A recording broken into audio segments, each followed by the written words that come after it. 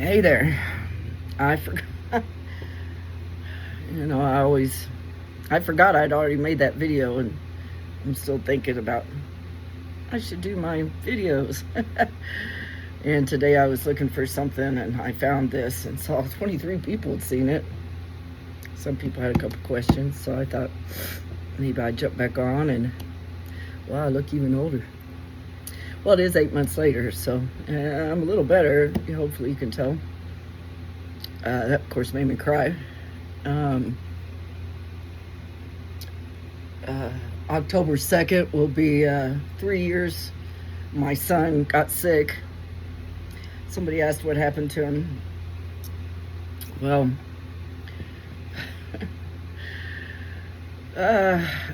he got sick on October 2nd, 2022. He went to a birthday party he's been to for a decade, probably, with a good friend of ours. My daughter's best friend. They're not friends anymore. And her birthday is right there. So anyway, a lot of people got sick at that party. He was sick for about 7 days, and he finally started to get better. And then within a few more days, he started getting worse again. Well, Derek was a big guy, always been a big guy. And he's the best guy you ever met, though. I mean, everybody loved him. He's funny. He's so funny, so smart, and had the best voice. And I always wanted to raise the best man I could because, like I said in the first, I'm such a man-hating bitch. Never had a good luck with him. I ran away from home at 12, and surprisingly, I didn't have too many bad experiences during that time, other than the foster family that guy molested me all the time. But it's funny how at 13, 14, you can think you're grown up. Back in the day, I left home at 12. I never really went back. I went back a few times for a very short amount of time, and then I would leave again. Running it's something. It felt good. It felt like I had control of life. 12, 13, 14.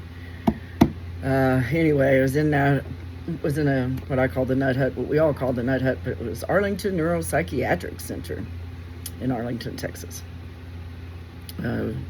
That definitely changed my life. My parents getting a divorce or separating is what started it.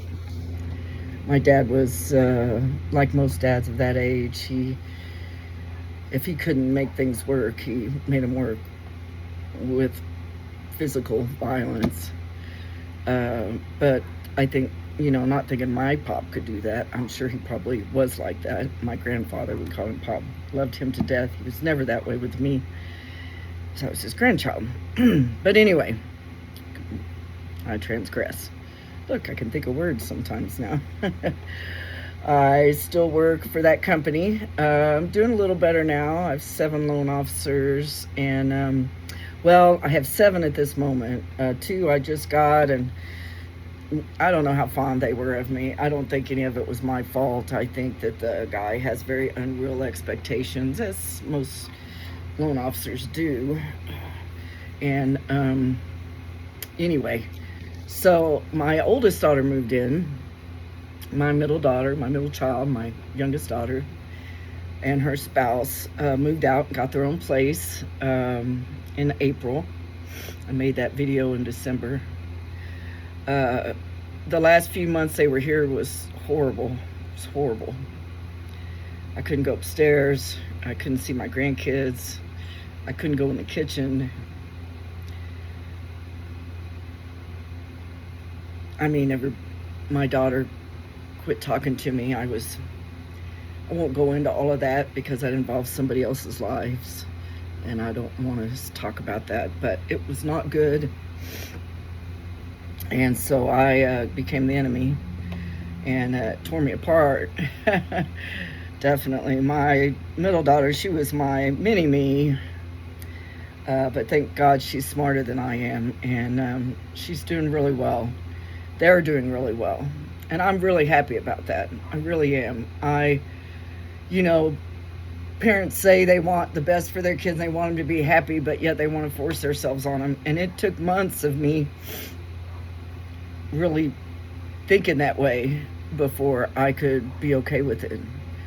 I had to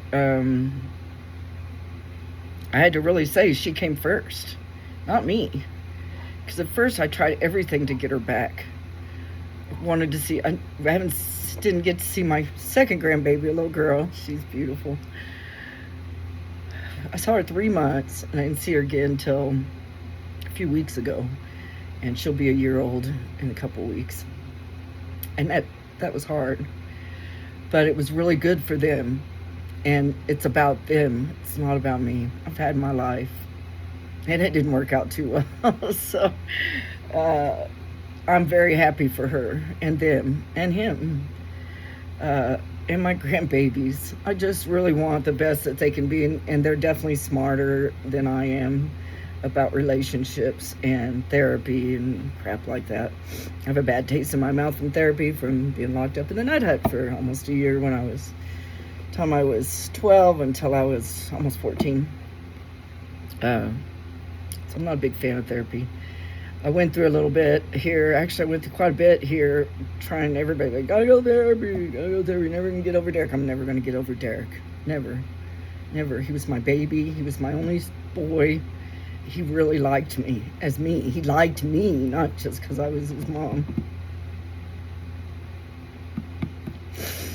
Anyway, I said his name, sorry, but he's not here anymore, so. And he wouldn't mind. He's a good boy. He's a good man. He was 29. Anyway, with that party, and then Derek had a thing. He was, and I've seen a comedian recently, and I'm sure it's my fault. Just because I had such a hard life, I wanted my kids to have an easy one. I didn't want them to have to work the whole time they were kids, so I didn't make them do really any chores, or I just wanted them to be happy. I wanted them to go to school. I tried to get them all in sports, and I played a lot of sports. I really liked it. I think I wanted my kids to have that I had, that it was like, I'm the best. I'm best at everything I do, which pretty much is true. Or used to be true, let's say. Sports, grades, anything competition-wise, I'm good at. But anyway, so he didn't have that in him, and I'm finding out now it's because I didn't make him do things. I made them. I really didn't. I just wanted them to be happy. I didn't make them get a job. I told them, get a job later in your teens, not early, because I worked forever. I started working at 13, and I'm still working. I'm 60. Had a birthday. Oh boy. And I worked 2 jobs a lot of times because I didn't want even my husband to have to work. I wanted him to, but I didn't want him to have to. So anyway, so Derek and I raised my kids at the same school district with the same group of friends the whole time, their whole life. I wanted, sorry, I got off, somebody texted me, I just got off. Anyway, his dad was a big guy too, his whole dad's family, and unfortunately both men that I had kids with were big guys, and so my kids were big kids. They've come and go through that, through exercise and eating right and such, and they're all beautiful, wonderful, smart, so lucky, talented, and caring kids. But anyway, he didn't like to leave home. He would go to do things with his friends, but he always liked to end up here. He didn't like staying over places. He moved out for a year with his best friend. He moved out late. He was like 27, 28, I guess. We worked together. He was my loan coordinator. I had my own processing business. And anyway, so everybody always thought he was just being Derek. He just doesn't want to go out. So they were always pushing him. And he was really depressed. The girl he loved decided to go with somebody else, and she was a lot like me, and he always was attracted to women like me, obviously, but unfortunately most of them were lesbians, because other than the fact I don't like women, I'd make a really good lesbian. I mean, women I like, but not like that. Anyway, so as he went on being sick, everybody, even the parents, because we're all close, I have 2 best buddies, and we all had 3 kids, and we raised them together, and they're all best friends. And so they were always going, come on, come out. I was over at one of their moms, and she's like, well, you come on, he's still sick. And I said, no, he really is. He was sick for weeks. On October, I have the dates, like the 22nd, I took him to urgent care to see what was wrong. I was so stupid. We have these little emergency rooms now because we're a city with a training hospital in our college. And sorry, I look so beautiful when I do things. And so that I've been to that emergency room a couple of times for myself, and they treated me really badly.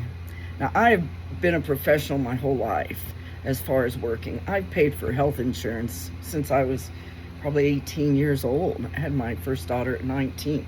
I always had health insurance. And then all of a sudden I find myself laid off, and so I'm on Medicaid. Well, they don't treat you very well when you have Medicaid. It doesn't matter. They look at you like you're scum. And so the lady behind the counter was terribly rude to me twice. And for some reason, that allowed me to drive past that place and go to urgent care. And my son actually looked at me and said, we're not going to go to the emergency room. Yeah, I can't do this right now.